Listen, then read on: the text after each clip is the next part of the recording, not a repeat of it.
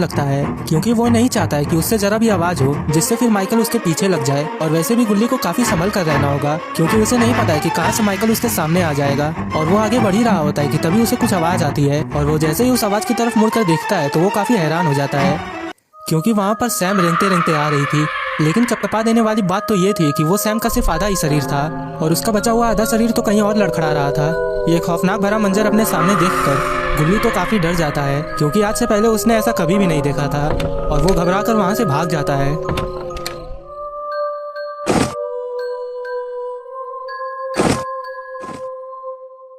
और भागकर गुल्ली सिंथिया, मैक्स और बुल्ली के पास जाता है और उसका डरा हुआ चेहरा देखकर सिंथिया उससे पूछती है, क्या हुआ, आखिर तुम इतने डरे हुए क्यों हो? तुम्हारी पुलिस से बात हुई है ना, या फिर कोई और बात है जो तुम्हें इतना डरा रही है? देखो तुम्हारी चुप्पी और ये डरा हुआ चेहरा देखकर हमारे मन में भी बेचैनी बढ़ रही है। हमें अपने इस डर का कारण बताओ। जिस पर गुल्ली बोलता है, अभी मैंने अपने आंखों के सामने जो देखा है, अगर आज से 10 साल पहले मैंने वो देखा होता तो शायद उसी दिन मैं हार्ट अटैक से मारा जाता। मुझे ये नहीं पता था कि माइकल सबको इतनी दर्दनाक मौत देता है। मैंने तुम्हारी दोस्त की कटी हुई लाश को देखा जो कि मेरे पास अपने आंखों में मदद की उम्मीद लेकर बढ़ रही थी, लेकिन मेरे पास पहुंचने से पहले ही उसने अपना दम तोड़ दिया।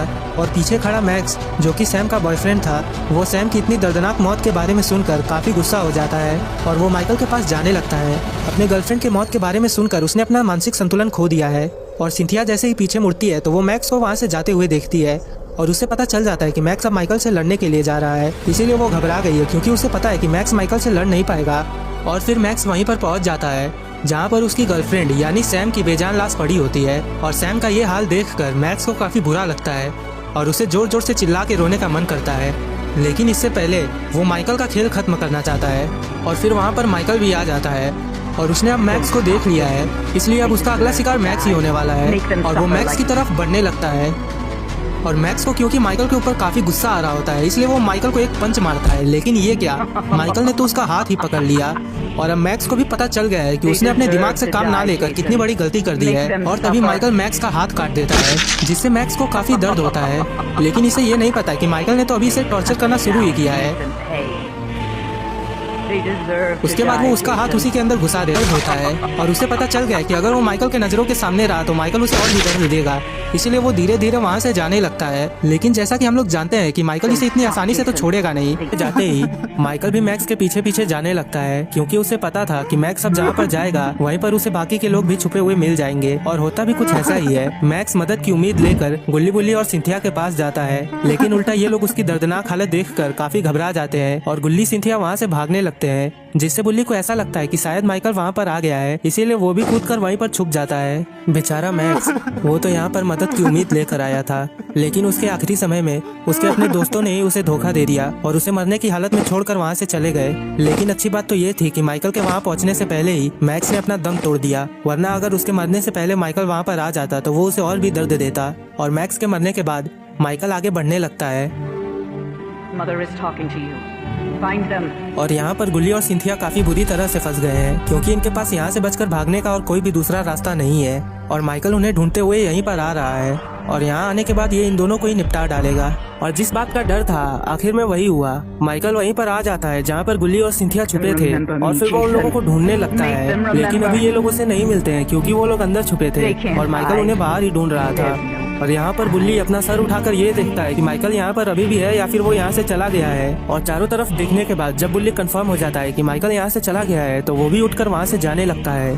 और माइकल अभी भी यहाँ पर गुल्ली और सिंथिया को ढूंढ रहा होता है। तभी उसे ऐसा लगता है कि मानो उसके साइड से कोई वहाँ से भाग रहा हो और वो जैसे ही मुड़ता है तो वो बुल्ली को वहाँ से भागते हुए देखता है। उसके बाद माइकल भी बुल्ली के पीछे पीछे जाने लगता है। गुल्ली और सिंथिया तो बाल बाल बचे हैं, वरना अगर माइकल उन लोगों को देख लेता तो वो दोनों लोगों को मार डालता, लेकिन अब बेचारा बुल्ली फंस गया है।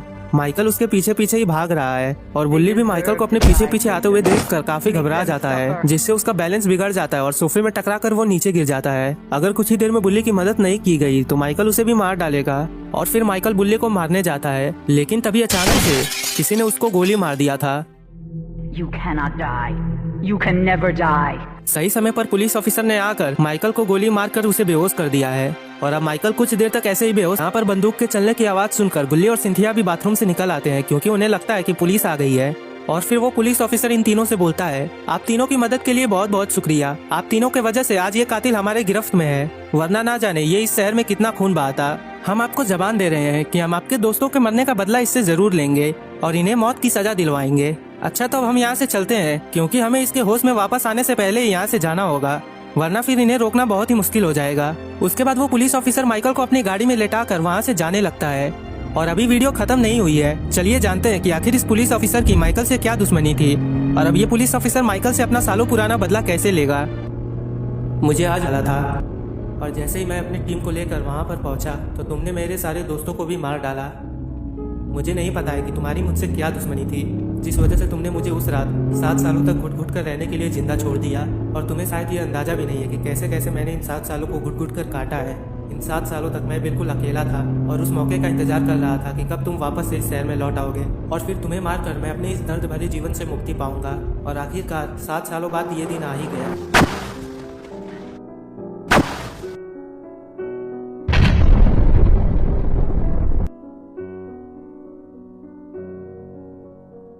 और मेहनत के बाद आखिरकार आज अपने पोटी बॉय सॉन ने मैगी बनाना सीख ही लिया।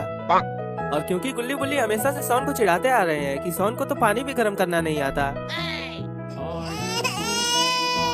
इसीलिए सॉन अपना स्कूटर उठाकर चल देता है गुल्ली बुल्ली के घर, ताकि आज वो उन दोनों को अपने हाथ की मैगी खिलाकर उन दोनों का मुंह हमेशा के लिए बंद कर सके। और गुल्ली बुल्ली के घर आने के बाद वो उनकी फ्रिज में रखी हुई मैगी को उठाकर मैगी बनाने लगता है। और गैस पर मैगी चढ़ाने के बाद सॉन गुल्ली और बुल्ली के पास जाने लगता है, जो कि बाहर आराम से कुर्सी पर बैठकर सॉन के मैगी ले आने का इंतजार कर रहे थे। और ये दोनों ही अभी अपने ख्वाबों की दुनिया में डूबे हुए हैं। और ये लोग सोचते हैं कि अगर सॉन के हाथों की मैगी अच्छी होगी तो ये लोग जल्दी से एक फास्ट फूड की दुकान खोल लेंगे, जहाँ पर ये लोग सॉन के हाथों से बनी हुई मैगी को बेचकर ढेरों पैसे कमाएंगे। और तभी वहाँ पर अपना पोटी बॉय सॉन आ जाता है और आकर वो गुल्ली से बोलता है, मुझे वहाँ पर अकेले मैगी